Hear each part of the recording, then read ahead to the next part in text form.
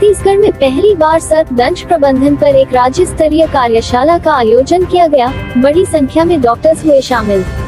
Korba one मंडल एवं Nova Nature welfare society द्वारा ये कार्यशाला कोरबा जिले में किंग कोबरा कंजर्वेशन प्रोजेक्ट के तहत रखा गया। इस कार्यशाला को स्वास्थ्य विभाग के साथ किया गया एवं इसमें ACCL और वेदांता बालकों को द्वारा वित्तीय मदद प्रदान की गई। इस मौके पर विशिष्ट अतिथि के तौर पर कोरबा जिले की महापौर संजू देवी राजपूत, विशिष्ट अतिथि मनोज शर्मा, कलेक्टर अजीत बसंत अरविंद, PMDFO कोरबा कुमार निशांत, KDFO कटघोरा आयुक्त आशुतोष पांडे, CMO SN केशरी, नगर पालिका अध्यक्ष राजेंद्र सिंह राजपूत, संतोष देवेंगन, महामंत्री भाजपा, साथ ही छत्तीसगढ़ के अलग अलग जिले से 350 डॉक्टर्स, कई जिलों से 30 रेस्क्यूर्स, मेडिकल कॉलेज से बड़ी संख्या में स्टूडेंट्स शामिल हुए। कार्यक्रम की शुरुआत अरविंद PM वन मंडल अधिकारी कोरबा वन मंडल ने और उन्होंने इस कार्यक्रम की नींव और किंग कोबरा कंजर्वेशन प्रोजेक्ट के बारे में लोगों को बताया। इसके पश्चात नोवा नेचर वेलफेयर सोसाइटी से M सूरज ने उपस्थित लोगों को इस कार्यक्रम के बारे में विस्तृत रूप से बताया। सर, मैं परिचय बताएंगे और आज का कार्यक्रम के बारे में। जी, मेरा नाम सूरज है और मैं नोवा नेचर वेलफेयर सोसाइटी का अध्यक्ष हूँ। यह संस्था पूरे छत्तीसगढ़ में वन्य जीव और वन्य प्राणी संरक्षण पर काम कर रही है। इसी दिशा में हमारा एक प्रोजेक्ट किंग कोबरा कंजर्वेशन पे कोरबा जिले में चल रहा है। इस प्रोजेक्ट के तहत हम एक सर्पदंश प्रबंधन पे कार्यशाला का यहाँ पे शुरुआत किया। यह छत्तीसगढ़ में पहला ऐसा कार्यशाला हुआ जिसमें अलग अलग विभाग, शासकीय, अशासकीय, फिर बचाव दल और अन्य सभी विद्यार्थी, विशेषज्ञ लोग एक मंच पर आए और इस समस्या के हल पे बात की।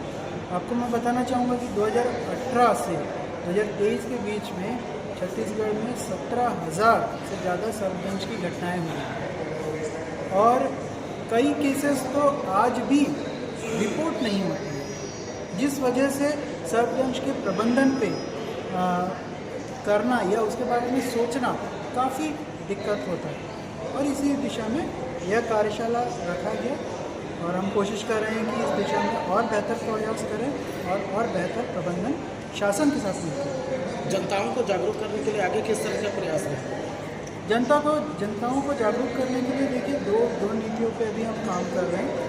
पहला, जनता को जब सांप काटती है तो उन्हें मालूम नहीं होता कि जाए कहाँ। तो ऐसी स्थिति में वन विभाग, अशासकीय संस्था जैसे हमारी संस्था हो गई और सांप बचाओ दल का ये जिम्मेदारी होता है कि वो गांव-गांव में, स्कूल में इनके बारे में जागरूक करें। शिक्षा विभाग के साथ मिलके जो शिक्षा प्रणाली में इनके बारे में कुछ लिखें, कुछ बताएं लोगों को। दूसरा, जब ये डॉक्टर्स के पास जाते हैं तो डॉक्टर्स को भी इन्हें बताना होता है कि विषैला काटा है, विषीन काटा है, दवाई कैसे लगाएं, ये दवाई लगा के इसको कैसे रिफ़र करें। तो ये दोनों प्रकार की जागरूकता पे आज इस कार्यशाला के बाद कार्य किया गया। सर, बताएंगे आज के इस कार्यक्रम के पीछे का उद्देश्य क्या है? आज snake bite precaution prevention remedial में एक कार्यशाला का आयोजन किया जा रहा है, जिसमें आसपास के डिस्ट्रिक्ट के डॉक्टर्स आए हुए हैं, साथ ही PSC SST के डॉक्टर आए हुए हैं, वहाँ के स्टाफ लगे हुए हैं। इसका मुख्य उद्देश्य है जो भी स्नेक बाइट के कारण जो कैजुअलिटी हो रही है, जो कि अनुमान के हिसाब से पूरे भारतवर्ष में प्रतिवर्ष 60 या से अधिक लोग स्नेक बाइट के कारण मृत्यु हो जाती है, उसको कम करना है। गवर्नमेंट ऑफ इंडिया का मैंडेट है कि 2023 तक जो भी स्नेक कैजुअलिटी के कारण मौतें हो रही हैं उसको 50% कम करना है। तो उसी के लिए आज ये कार्यशाला रखी गई।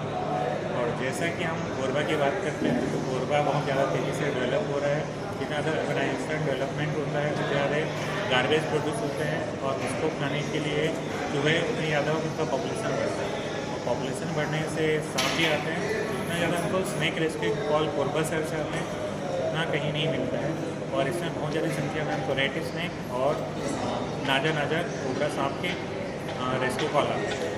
इसीलिए हमारा प्रयास है कि लोगों को जागरूक किया जाए, अपने आसपास साफ सफाई रखें और जो भी केसेस होते हैं या स्नेक की कॉल आते हैं, स्नेक दिखता है तो हमको कॉल करें, उसको सुरक्षित रेस्क्यू करेंगे और जंगल में छोड़ेंगे।